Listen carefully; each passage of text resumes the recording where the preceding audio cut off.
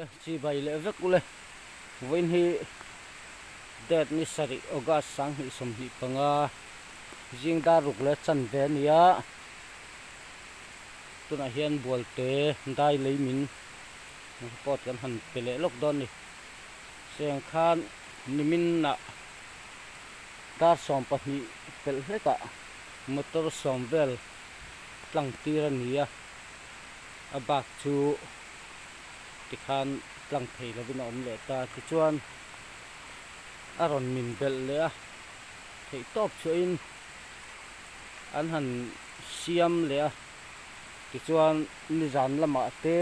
chol san nin ti chuan hei tukin zinga chuan alo khat le vek to hei hi a ton tir te hi ta chi tlak na zon khani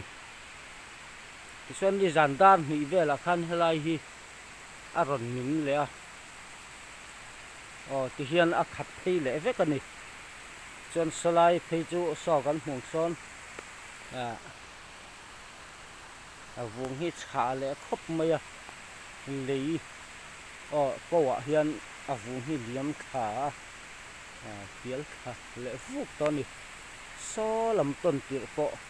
ti son a tir tang son we lei vung kong sial sa khan a khat le vek to ni kha helai din hun ani a ni lengin motor hi chuak le thei lo tura ngai la mera chu tia kan sei hi engamo andang lam thut thei ani wangin nimin lama te po report kha kan pek sual dewa atlang don lawe kan tiam ase ruwa man nan thak thuta an tlang tir le sia khateng vel khan ti chuan nimina khan lungtla oma so lai motor var ve lo lang chu ma ringa lang chiang lo so lai son a chhat tham ni kum lama le min vak na lai khan ya slai sa chuan lung ron tla khan trak pathuma denga chuan mihring liam le khatiang ang kha an om lova motor po chem em om lova mera chu trak pakhat hi diesel tanki adem ke awangin diesel te bua chu ania bak chu abang han khem le soi puar deuh ang chi te khania chang chu ania social media sang a thu post khai nang lawa mero chu khang kha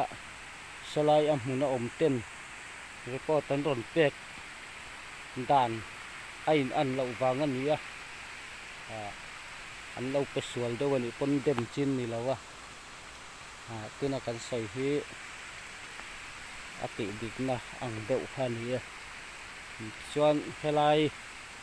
leimin na lai hi chu kal tlang thei lo ani le top mai ni voina tan chuan ti hi adin hun ani ni zan lama